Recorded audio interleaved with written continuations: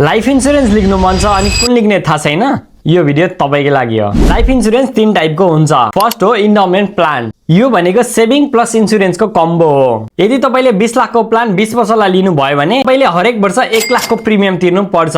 Maturity period सकेपछि तपाईलाई त्यो पैसामा बोनस जोडेर पैसा फिर्ता आउँछ। Second term life insurance. यो सबैभन्दा सस्तो हुन्छ तर पैसा फिर्ता आउँदैन। यदि तपाईले 20 वर्षको लागि 50 लाखको कभरेज लिनु भएको छ भने तपाईले हरेक वर्ष 10 देखि 15,000 तिरे पुग्छ। अब त्यो 20 वर्षको पिरियडमा तपाईलाई केही भयो भने तपाईको फ्यामिलीले पैसा पाउनुहुन्छ। यदि केही भएन भने त्यो पैसा आउँदैन।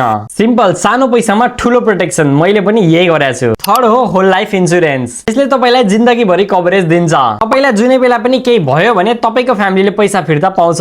तर यो सबैभन्दा महँगो हुन्छ। सिम्पल लाइफ टाइम प्रोटेक्सन तर एकदमै कस्टली। एउटा कुरा के बुझ्नुस् भने इन्स्योरेन्स भनेको पैसा बढाउनको लागि होइन, हाम्रो फ्यामिलीलाई प्रोटेक्सन दिनको लागि हो। तपाईले कुन इन्स्योरेन्स गर्नु भएको छ कमेन्ट गर्नुस् र यो भिडियो त्यो साथीलाई पठाउनुस् जसले अहिलेसम्म इन्स्योरेन्सको डिफरेन्स बुझेकै छैन।